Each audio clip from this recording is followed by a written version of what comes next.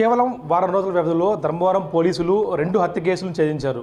ఒక టవల్ బిగించి హత్య కేసు మొన్నే చేయించగా ఇవాళ ముదిగుబ్బ అయితే గత వారం రోజుల క్రితం జరిగిన తలా మొండెం వేరువేరు ఘటన కేసులో పోలీసు హత్య కేసులు చేయించారు. దీని గురించి మనతో మాట్లాడుతూ ధర్మవరం డీఎస్పీ హేమంత్ గారు అన్నారు. సార్ ఏం చెప్తారు? వారం రోజుల వ్యవధిలో 2 హత్య కేసులు చేయించారు. అయితే మన ముదిగుబ్బ జరిగిన హత్య కేసులో ఏం జరిగింది సార్? మన హత్య ప్రధాన మోటో ఏం సార్? నమస్కారం అండి. ముదిగుబ్బకు సంబంధించిన హత్య కేసులోని 3/7/2025లో మనకి 11:30కి సమాచారం వస్తుంది. సమాచారం ఏమని వస్తుందంటే ఒక డెడ్ బాడీ ఉంది, తలామండం వేరు చేశారు, తలని అరౌండ్ 50 మీటర్స్ అవే పారేశారు అన్న విషయం మీద మనకి ఇన్ఫర్మేషన్ రాగానే మనం అక్కడికి సీన్కి వెళ్తాం. నేను కూడా సీన్కి వెళ్ళేసరికి ఆల్రెడీ అప్పటికి ఇన్స్పెక్టర్ గారు ఉన్నారు. దీనికి సంబంధించి వెంటనే అతని వ్యక్తి యొక్క ఫోన్ కానీ ప్లస్ అతని బండి అక్కడే ఉండడం వల్ల మేము వెంటనే అతని ఐడెంటిటీ ఫస్ట్ ట్రేస్ చేసాము. అతని ఐడెంటిటీ ట్రేస్ చేసిన తర్వాత దానికి గల కారణాలు ఏంటన్నది ఆరా తీయడం మొదలుపెట్టాము.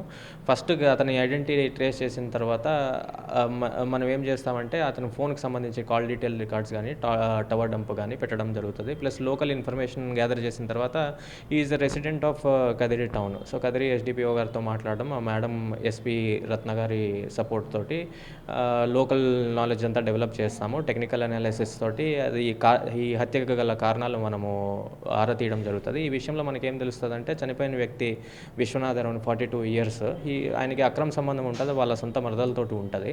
ప్లస్ వాళ్ళ మరదలకి వాళ్ళ భార్యకి సంబంధించిన ల్యాండ్ ఏదైతే ఉంటుందో ఆ ల్యాండ్ని ఇతను అమ్మడానికి ప్రయత్నిస్తాడు. అప్పుడు వాళ్ళ మామగారు ఏం ఆలోచిస్తాడంటే ఈ ల్యాండ్ ఏదైతే ఉంటుందో నా కొడుకులు కదా చెందాలి, నా అల్లుడు ఎట్లా అమ్ముకుంటాడు అన్న విషయం మీద ఆయన ఆలోచించి సుపారీ మాట్లాడుకుంటాడు. కాటమయ్య అనే వ్యక్తితోటి సుపారీ మాట్లాడుకొని ఒక 4 lakhsకి మాట్లాడుకొని అరౌండ్ 50,000 రూపీస్ పే చేస్తాడు. పే చేసిన తర్వాత కాటమయ్య హైయర్స్ అదర్ పీపుల్, వీళ్ళందరూ కలిసి ముదుగుబ్బకి అతన్ని పిలిచి నీకు కొంత డబ్బు ఇస్తాము, నీ టమాటా వ్యాపారానికి సంబంధించి డబ్బులు ఇస్తామని చెప్పి విశ్వనాథ్ని ముదిగుబ్బకి పిలిచి అతన్ని అక్కడ హత్య చేయడం జరుగుతుందండి.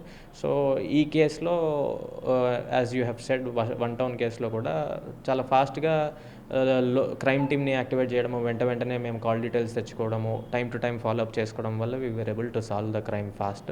దీనికి టెక్నికల్ సపోర్ట్ ప్రొవైడ్ చేసిన మా ఎస్పీ గారికి, ఇన్ జనరల్గా బాగా వర్క్ చేసిన మా ఇన్స్పెక్టర్స్కి థ్యాంక్స్ అండ్ అభినందనలు చెప్పుకుంటున్నాను. అంటే ఇంత ఘోరంగా హత్య ఎందుకంటే ఒక తల మొండెంని వేరు చేసి దూరంగా తీసుకెళ్ళడానికి ప్రధాన కారణం డబ్బులా లేకుంటే అక్రమ సంబంధం? 2 అనే చెప్పుకోవాలండి. డబ్బులకి సంబంధించి నా ఆస్తి ఏదైతే ఉందో అది నా కొడుకులకి వెళ్లకుండా వీళ్ళు ఇతను అమ్ముకుంటున్నాడు, నా అల్లుడు అమ్ముకుంటున్నాడు, అది కరెక్ట్ కాదన్న విషయము, ప్లస్ అతనికి ఉన్న అక్రమ సంబంధంలో ఈ రెండింటిని సహించలేకపోయిన ఆయన ఇది over a period of time అతనికి ఇలా ఆలోచించి he has committed this crime. ఈ సుపారీ మాట్లాడుకోవడం జరిగింది. అంటే మొత్తం అమౌంట్ అంత ట్రాన్సాక్షన్ నడిచిందా కొంచెం మొత్తం తీసుకోవచ్చు వీళ్ళు? సో మా దగ్గర ఉన్న ప్రిలిమినరీ సమాచారం ప్రకారం అరౌండ్ 4 lakhsకి వాళ్ళు మాట్లాడుకున్న తర్వాత 50,000 రూపీస్ ట్రాన్సాక్షన్ జరిగింది అనేది సమాచారం. అంటే వీళ్ళంతా చూస్తూ ఉంటే వృద్ధులు మాత్రం కనిపిస్తున్నారు, కొన్ని 60-70 ఏళ్ళు వృద్ధులు ఉన్నట్టు కనిపిస్తున్నారు. వీళ్ళంతా కలిసి ప్లాన్ చేస్తారంటే సుఫారీ గ్యాంగ్తో మాట్లాడుకున్నారు సార్ వీళ్ళు?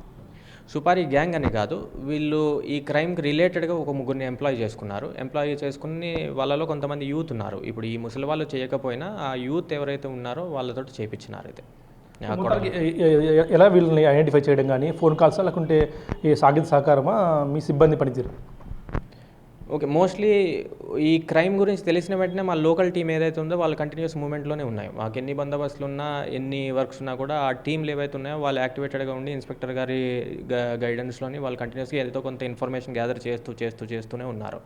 ప్లస్ ఇది చేస్తున్నప్పుడు మనకి కాల్ డీటెయిల్ రికార్డ్స్ ఎప్పుడైతే వస్తాయి అది మ్యాచ్ అయిన తర్వాత వాళ్ళని పిలిపించి విచారిన తర్వాత మనకి ఇన్ఫర్మేషన్ క్లియర్గా మనం అనుకున్నది నిజము అని తెలుస్తుంది. దాని ప్రకారం వాళ్ళు అరెస్ట్ చేయడం జరిగింది. ఇప్పుడు అందరూ దొరికారా సార్?